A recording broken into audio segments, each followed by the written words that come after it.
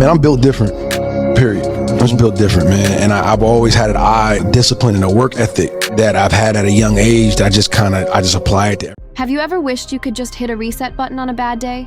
What if I told you there's a city where that happens every single night? Not just for one person, but for everyone and everything. Welcome to Ethelberg again.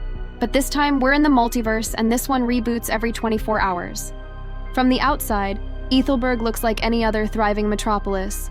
Gleaming skyscrapers kiss the clouds, bustling streets are filled with people going about their day, and the air hums with the energy of progress. But as the sun sets, a strange, silent transformation begins. This isn't just about the city lights turning on. This is a fundamental rewrite of reality. Imagine this. You're a baker in Ethelberg. You've just pulled a perfect batch of sourdough from the oven. The smell fills your small shop. A customer you've seen every day this week buys a loaf. You chat, you laugh, you wish each other a good evening. You close up shop, go home, and fall asleep. The next morning, you wake up. The memory of that perfect sourdough? Gone. The friendly customer? A stranger you've never met. Your shop is pristine. The oven's cold, as if yesterday never happened. Because in Ethelberg, it didn't. Every night at the stroke of midnight, the Great Reset occurs. It's a silent, seamless event. Buildings that were demolished for a new construction project are suddenly whole again. A park that was trampled during a festival is instantly pristine, every blade of grass perfect. The coffee you spilled on your shirt this morning? The stain is gone, the shirt folded neatly in your drawer. It's a citywide amnesia, a daily wipe of the slate.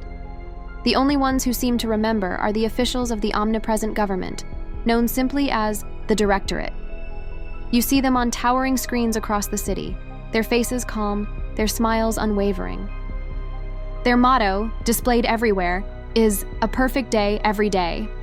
They are the architects of this perpetual cycle, the keepers of Ethelberg's one long, endlessly repeated day. But how does it work?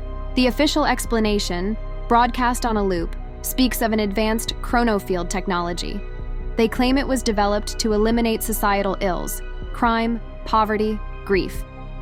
Why suffer from a mistake when you can simply erase it? Why mourn a loss when the memory itself can be wiped clean? The Directorate presents the reset as the ultimate form of social security, a gift to its citizens. No regrets, no sorrow, just endless blissful ignorance. So, who are the people of Ethelberg?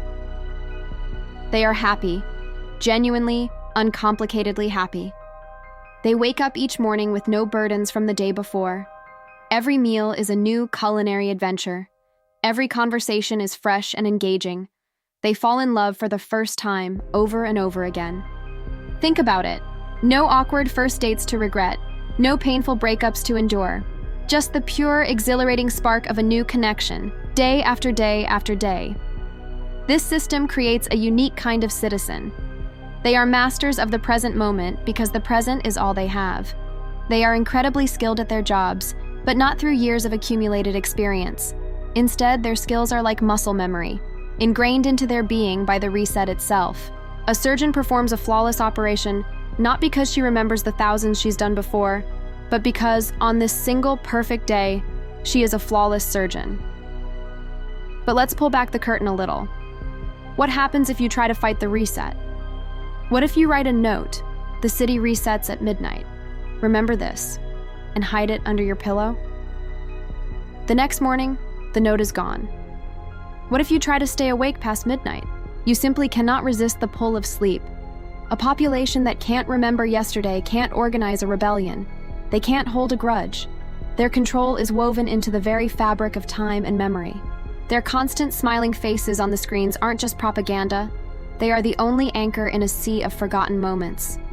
They are the only constant. This raises a chilling question. Is this a utopia or a prison? Are the citizens of Ethelberg living the dream, or are they trapped in the most sophisticated cage ever built? They don't suffer, but can they truly live? Can you have genuine joy without the contrast of sadness? Can you have real love without the shared history and the scars that come with it? There are whispers, fragments of stories that somehow persist, like glitches in the system. They talk of echoes, Individuals who, for some reason, retain fleeting glimpses of past days. A sense of déjà vu that's too strong to ignore. A face in the crowd that feels achingly familiar. These echoes are seen as anomalies. The Directorate's smiling spokespeople gently dismiss these feelings as imaginative quirks, encouraging citizens to focus on the beauty of the current day. But for the echoes, it's a crack in their perfect world, a hint that something is fundamentally wrong. Imagine being an echo. You see the same woman spill her coffee at the same corner every morning. You watch the same construction worker almost drop a beam at the same time day after day. At first, it's confusing. Then, it becomes terrifying. You are the only one who sees the repetition, the only one who knows this perfect day is a lie. You try to tell someone, but how do you explain a memory to someone who doesn't know what a memory is? To them, you sound like you're speaking nonsense. You become an outcast in a city of blissful conformity. The existence of echoes suggests that human consciousness, our very sense of self, is more resilient than the Directorate's technology. It wants to form a narrative, to connect the dots, to build a story. It fights against the daily erasure. So what is the ultimate goal of the Directorate? Are they protecting their citizens, or are they conducting a massive city-sized experiment?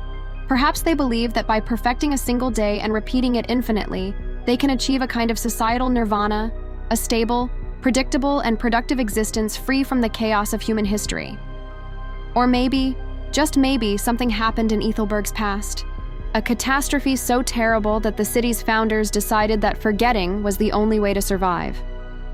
The daily reset isn't a feature, it's a permanent quarantine of the mind.